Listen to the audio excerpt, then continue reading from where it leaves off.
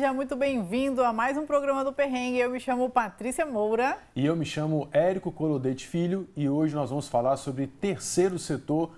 Você de casa, sabe o que é o terceiro setor? Boa pergunta. Terceiro setor é extremamente diversificado em termos de área e atuação. Exatamente. E além disso, Patrícia, além de área e atuação, a gente sabe também que as regiões do Brasil também vão acabar interferindo aí no tipo de terceiro setor que vai ser trabalhado, que vai ser inserido na situação. Mas a gente não vai se alongar aqui na nossa introdução, porque nós convidamos uma pessoa que vai nos conduzir, nos orientar, caminhar aqui com a gente nesse bate-papo gostoso de agora de manhã. Vai lá, convida, né? O pessoal que não está assistindo ainda, manda o programa, fala que já começou, que vai ser muito importante esse tema e vem com a gente. Então seja muito bem-vinda, Paula Rezende Martins. Muito obrigado por estar aqui com a gente, na sua presença aqui no nosso programa. E já fala pra gente quem é você, se apresente, por favor. Ai, que susto, hein, gente? Que isso? Bom dia para quem está em casa também. Meu nome é Paula Martins. Eu sou advogada, acho que talvez vocês nem saibam disso, né, gente?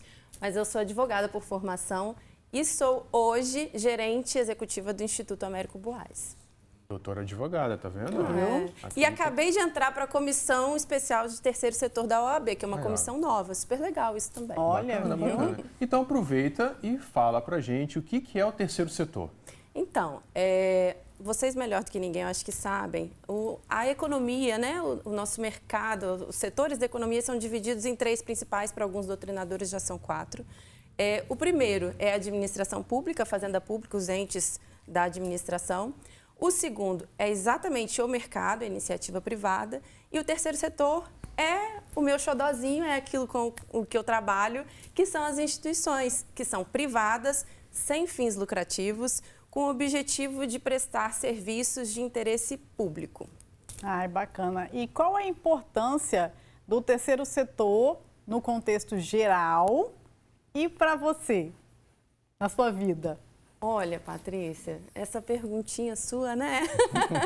O terceiro setor, para mim, pessoalmente falando, ele mudou completamente a minha vida. Assim. Ah, por isso que os olhos dela ficou meus olhos brilham, gente, meus olhos brilham. Deu para ver. Eu sou muito encantada com o terceiro setor, porque é você fazer o bem, mas de uma maneira organizada e propositiva, né? Não é só fazer o bem por fazer. Então, por que mudou minha vida? Porque eu, enquanto advogada, vim de uma situação de advocacia boutique, né? Você só trabalhando para clientes de uma situação financeira X, um pouco melhor. E aí, eu tive um período de transição de carreira. Quando eu fui trabalhar para assistência social, na assistência social. E na assistência social, seguindo a política pública da assistência, a gente tem muitas parcerias que dependem para funcionar do terceiro setor. Então, foi aí que eu me encaixei, foi aí que eu cheguei no terceiro setor, comecei a conhecer um pouquinho sem trabalhar de forma absolutamente direta. Só que assim, se você me pergunta qual é a importância do terceiro setor, essa é para a Paula. Agora, para vocês, para todo mundo, desde que você teve seu baby, você com certeza fez uso de algum serviço do terceiro setor. Seu filho fez teste do pezinho? Fez. Provavelmente, se nasceu aqui, fez na APAE Vitória, que é a instituição de referência sobre teste do pezinho em todo o estado do Espírito Santo. Então, assim, o terceiro setor está presente em tudo, em todas as áreas. Vou falar uma coisa, não se choquem, vocês que estão em casa não fiquem chocados. Eu tenho 7 gatos e 2 cachorros e moro num apartamento. Que coisa, hein? São todos adotados. E adotei como? Por uma instituição do terceiro setor, por uma ONG. Então, assim, qualquer coisa do nosso dia a dia que a gente vai fazendo, que a gente vai vivendo, você tem algum pedacinho de terceiro setor envolvido e às vezes você não sabe. É isso que eu ia falar, né? Então a gente às vezes faz uso do terceiro setor e nem sabe. E nem sabe. E aí, aproveitando, né? Hoje você atua no Instituto Américo Boaz. Isso aí. Qual é a sua função lá e qual é o objetivo desse instituto? Então, o IAB, como eu carinhosamente chamo, o Instituto Américo Boaz, ele tem o propósito de dar visibilidade para as outras instituições do terceiro setor capixaba. Então, assim, nós não concorremos com outras instituições, outras entidades. Por que eu gosto de frisar isso? Porque a gente deve falar um pouquinho mais para frente, mas para as instituições elas conseguirem para elas conseguirem se manter, elas dependem o quê? De doações, de emendas parlamentares, de concorrer a editais públicos e por aí vai. Então, o IAB, o Instituto, ele não faz isso, ele não participa em concorrência com essas instituições. O nosso propósito é, através da força da comunicação, divulgar os trabalhos e os serviços que já são executados pelas instituições aqui do Estado. Então, se a gente conhece uma instituição, eu citei o exemplo da APAI Vitória, por exemplo, é uma instituição que a gente vai apoiar no período de agosto e setembro. Esse é o nosso foco, mostrar para as pessoas, olha, tal instituição existe, ela faz isso, ela faz aquilo, ela serve para isso, você pode utilizar dos serviços dela e está aí para isso. Então, nosso propósito é esse, é divulgar, deixar amplo, deixar para que todo mundo conheça de fato, para as pessoas entenderem um pouquinho mais, não só do que é o terceiro setor, mas o tanto que é importante e necessário. Porque o terceiro setor só existe porque a administração pública não dá conta de fazer sozinha. Existe um vácuo, né? Existe um vácuo. O terceiro setor ele surgiu da necessidade da sociedade organizada, sociedade civil organizada. Nós, pessoas comuns, vendo que a gente precisava preencher algumas lacunas, a gente se uniu, se organizou e começou a trabalhar em prol de um todo. Então, é isso aí. Ou seja, o Instituto Américo Boás, ele é o terceiro setor do terceiro setor. É isso aí. Ah, legal. É basicamente. Bacana. E sobre o teste do pezinho, eu tenho certeza, você que segue a Patrícia no Instagram, tem certeza que ela não fez o teste do pezinho. Dá tempo de fazer ainda o teste do pezinho? A Patrícia? É. Ai, gente, não dá. Porque... É só quando é recém-nascido. É, só porque a altura ela tem para fazer o teste do pezinho. Ai, gente, isso é uma sacanagem. Não? Ah, que pena. Não, porque achei que dava tempo. Nossa, eu fui tão educadinho com você, nem te zoei. Não, o programa hoje tá leve, né? Leve, vamos pegar leve, é isso aí. Não, tudo bem, então tá tudo bom. certo. Depois o editor corta. Mentira, corta nada. Corta não, Osana. Mas vamos lá. Quais são os projetos que você está envolvida hoje? Quais são as dificuldades desses projetos? Então, em relação ao Instituto, nós trabalhamos com 4 temáticas ao ano. Então, como é que funciona isso? Ao final de cada ano, a gente faz uma pré-seleção daquilo que a gente acha que está mais em voga, né? Que precisa ser exposto, que precisa ser mais dito, mais conversado. Então, hoje, para 2023, nós escolhemos 4 temáticas diferentes. Nós começamos o ano trabalhando com a temática da educação, passamos agora para a temática do combate à fome. Então, a gente está falando bastante sobre insegurança alimentar e os prejuízos que isso causa, e os porquês, e por aí vai. Logo depois, a gente vai trabalhar com a temática da pessoa com deficiência e vamos encerrar o ano com sustentabilidade, especificamente dentro de moda circular. Então, essas são os temas, né, que a gente vai trabalhar. Dentro de cada tema, a gente atua com 2 instituições no mínimo. Agora, qual o problema que todas essas instituições enfrentam? Vender o almoço para comprar a janta. Então, a questão de sustentabilidade financeira das instituições é um problema grave, assim, porque geralmente eles só têm 1, 2 fontes de recurso, ou quando tem mais fontes de recursos, são fontes, eu não posso dizer que fontes inseguras, mas são fontes incertas. São sustentáveis, né? Exatamente. Então, é complicado, assim. O terceiro setor ainda tem essa visão de assistencialismo e não é. Então, essa é a maior dificuldade. Esse é o grande X da questão. Por isso que eu estou aqui, gente. Exatamente, está fazendo um belíssimo trabalho. Quais são os impactos que o terceiro setor ele causa na sociedade onde ele está inserido, né? Na microsociedade no entorno dele? Isso daí, eu posso dizer que depende muito do assunto que ele esteja tratando. Então, vamos supor, instituições da Grande Vitória que trabalhem com assistência social. Eu posso citar 3 exemplos, assim, rápidos. Em Vitória, todos em Vitória. Fundação Beneficente Praia do Canto, que está localizada na Grande São Pedro. O SECRE, que está no alto do Morro São Benedito. E a CAOCA, que está ali em Maria Ortiz, mais ou menos. Todas essas 3 instituições, elas atuam com assistência social, recebendo crianças e adolescentes de faixa etárias mais ou menos específicas, e mais ou menos a mesma, desculpa. Mas o propósito delas é tirar esses jovens e essas crianças da rua. Então, porque assim, você vê todas essas regiões são regiões de extrema vulnerabilidade social, financeira. Então, se essas crianças e esses adolescentes não estiverem inseridos num projeto social, onde eles estarão?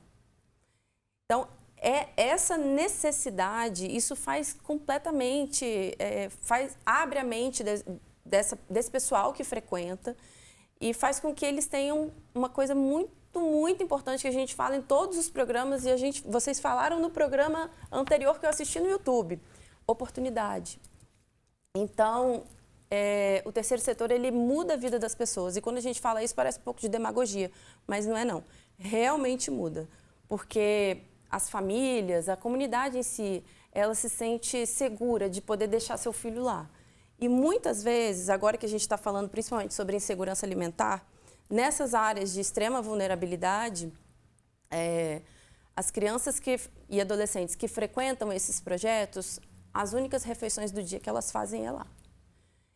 Então, acho que isso por si só já mostra o impacto e a relevância que esses trabalhos têm para a sociedade. E isso não é só. Não é só. Não é só. Não é só. Exatamente. Não é pouco, né? Não é pouco. Não é pouco. Como que essas instituições que você acompanha, você falou aí, né, que vende o almoço para comprar a janta, né? Então, é aquela coisa do desafio ali financeiro. Como é que elas têm enfrentado, assim, você que está mais próximo acompanhando, como que eles têm enfrentado esses desafios financeiros? A maior parte delas utiliza de um recurso que não é o ideal, que são os bazares.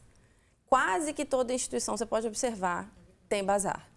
Então, a gente está sempre fazendo campanha, eu falo a gente, mas é porque eu me incluo basicamente como voluntária nessas atividades, mas as instituições, elas estão sempre fazendo bazares, elas estão sempre fazendo pequenos eventos ou, quando possível, maiores, justamente para tentar arrecadar.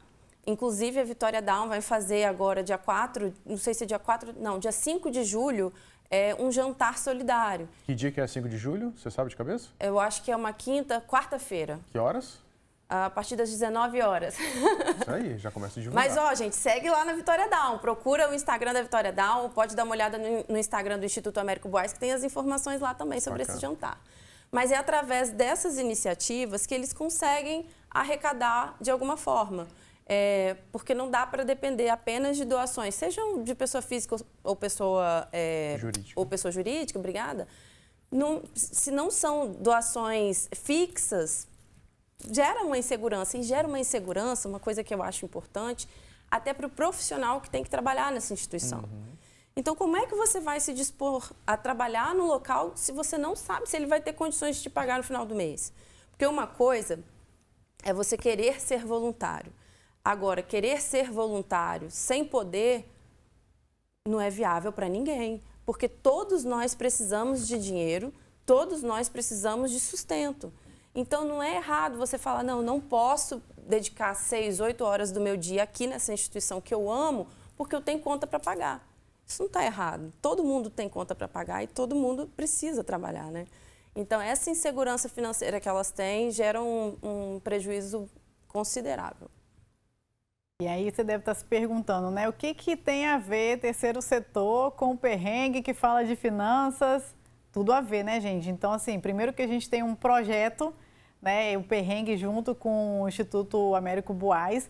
A Paula vai falar um pouquinho para a gente sobre esse projeto, as expectativas e tudo mais. Só que antes eu gostaria de deixar um recadinho, né? A Paula está falando aqui sobre o voluntário. Então, você que está aí em casa e está pensando, poxa, como que eu posso contribuir com o terceiro setor? Né? Aqui no meu bairro tem uma escolinha, aqui no meu bairro tem alguma coisa, ou então não sei aonde eu vou. Pode procurar a Paula, pode? Claro, deve. Procura a Paula, porque assim, Patrícia, Érico, gostei do programa, me senti, poxa, eu tô aqui, ó, fazendo nada, fico no Instagram aqui, ó, rolando à toa. Só comprando. Só comprando, gastando, ou vigiando a vida dos outros. Gente, se colocar a serviço do outro, isso é muito importante. Eu sempre falo que dinheiro serve para 3 coisas. Para realizar os nossos sonhos, gerar conforto e segurança para a nossa família e para ajudar as outras pessoas. Às vezes vai ser com dinheiro. Patrícia, mas eu não tenho dinheiro nem para mim. Então disponibiliza o seu tempo. Isso aí, vai lá e trabalha. Sua mão de obra, né, Paula? E a lei do retorno, ela é certa. Então, assim, você está ali se doando, você está ali doando o seu tempo, doando o seu trabalho, doando a sua expertise, o seu conhecimento, e o retorno vem na mesma hora. Você sai de lá pleno, satisfeito, com a alma elevada. É muito interessante e muito importante isso. Isso aí. Fala um pouquinho do projeto pra gente. Só vou voltar dando pegando o gancho aqui do que o Érico falou, sobre essa questão da satisfação do retorno e sobre você não precisar sempre doar recurso financeiro. Eu iniciei minha jornada enquanto voluntária num grupo específico para animais carentes. E o que eu tinha para ofertar? Minha especialidade, minha capacidade técnica enquanto advogada. Então, o meu propósito era criar o estatuto para eles, registrar, fazer tudo isso. Deu certo? Não, na época não deu certo, porque eles não quiseram investir, porque tudo é custoso e tal. Mas não tem problema, a gente ia para as feiras de adoções e fazia outras coisas. Mas o importante é começar. Para ser voluntário, o importante é começar. Deu o primeiro passo. É isso aí. E sobre a nossa parceria fantástica, que tem tudo a ver, gente, as pessoas elas precisam ter conhecimento sobre educação financeira. Elas precisam entender como administrar, como gerir e precisam começar do básico. Em junho, foi ministrado pelo Érico 2 oficinas na Vitória Down, que cedeu o espaço para a gente, sobre a educação financeira voltada para o terceiro setor, especificamente para a pessoa jurídica. Então, alguns conceitos técnicos, tipo capital de giro, fluxo de caixa. Aprendeu, viu? Algumas... Eu prestei atenção, gente. Eu estava lá. É verdade. Então, alguma coisa básica, quem está na gestão, principalmente na gestão, na parte financeira da administração, da administração das ONGs, tem que ter. Porque não basta você só, como eu falei lá no início, não basta só a gente querer fazer. Você tem que se profissionalizar, você tem que se organizar, você tem que estudar.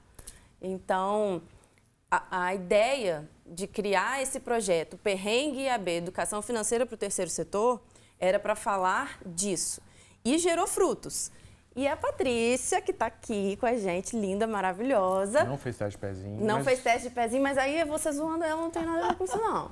Acabou de ministrar para a gente também 2 oficinas na PAI de Vitória, focada para a pessoa física. Finanças pessoais, que chama. É um nome muito chique. Mas também foi um sucesso absoluto, maravilhoso. Todo mundo adorou. E é isso, a gente precisa diferenciar o que é pessoa física, o que é pessoa jurídica. Independente se é terceiro setor ou não. Exatamente. Não confundir as coisas, não embolar. Paula, vamos de conselhos? Conselhos e orientações que você dá para aqueles que têm interesse em atuar com o terceiro setor. Está ali assistindo, fala, estou gostando, quero participar. Poxa, quero colar na Paula. Fala para a gente aí orientações para isso. Quero fazer alguma coisa. O importante é exatamente o que a gente já falou, começar. E eu acho, sendo repetitiva, a gente precisa realmente se profissionalizar. Não adianta focar no assistencialismo, achar que é tudo filantropia, o ser voluntário. Vou lá uma vez para fazer bem para o meu ego, para a minha alma e depois nunca mais. Não. Você tem que ter compromisso. Tem que ter compromisso. Qualquer atividade que você queira fazer, você tem que se comprometer. Então, também se aplica isso ao terceiro setor. A proposta é essa. Estude, procure fontes de conhecimento. Tem algum livro, alguma coisa onde as pessoas possam buscar esse conhecimento? Patrícia, eu não indico nenhuma doutrina específica assim, sobre o terceiro setor, porque uma coisa que eu estava conversando com outras gestoras é que o terceiro setor, a gente atua em rede e é muito prática. Claro que noções de educação financeira, noções de administração, de direito administrativo e algumas coisas assim, algum tipo de legislação como marco do terceiro setor, marco da OSC, marco regulatório, tudo isso a gente precisa ter uma noção. Mas eu acho que tem muito conteúdo disponível nas plataformas digitais aí e gratuito, gente. Então a gente pode dar uma navegada, aprender e é isso, e trocar informação e ir conversando. E Paula, qual a importância do trabalho voluntariado para as organizações do terceiro setor?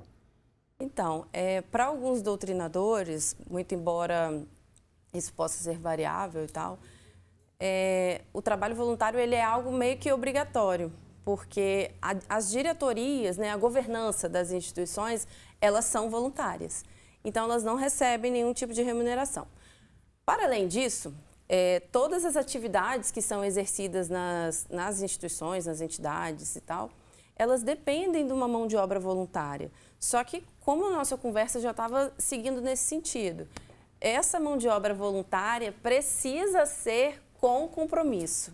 Gente, se você quer ser voluntário, você precisa se dedicar, não adianta só achar que vai fazer uma vez e nunca mais. Tem que ir, tem que levar a coisa a sério. Então, é extremamente importante, é extremamente necessário, é sempre muito bem-vindo, mas tem que ter compromisso. E aí, ó, pegou a dica, né?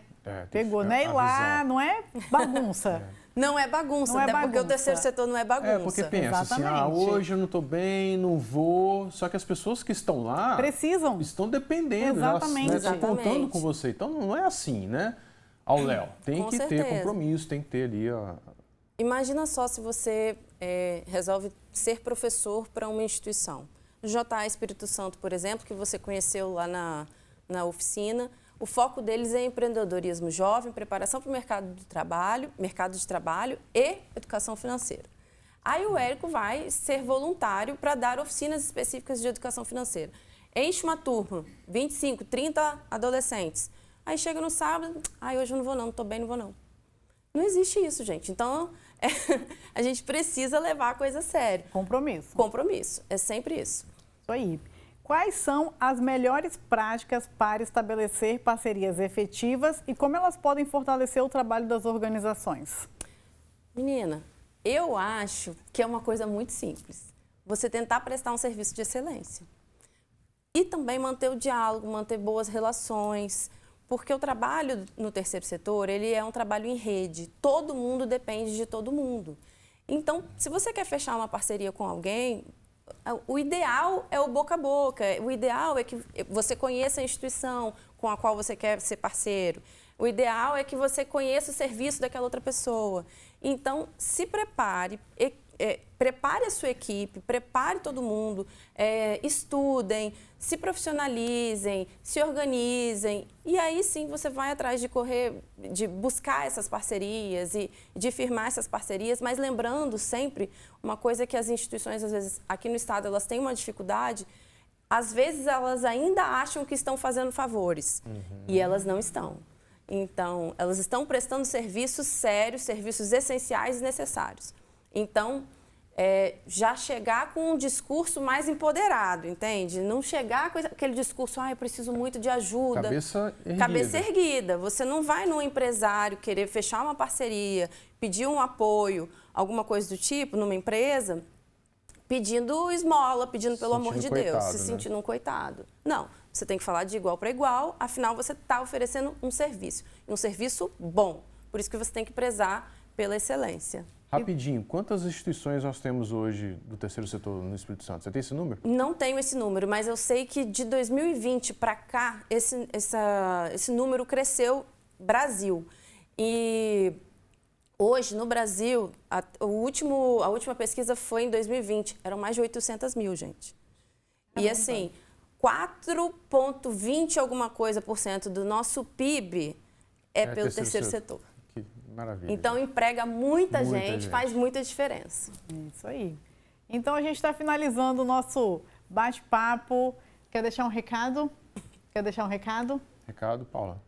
Gente, por favor, entrem no nosso site, entrem no nosso Instagram, venham lá conhecer, vocês vão conhecer outras instituições, as instituições que nós já apoiamos e vão ficar por dentro de tudo que está acontecendo. É isso aí. A gente agradece. Beijo grande, até o nosso próximo encontro. Abraço, tchau, tchau. Tchau.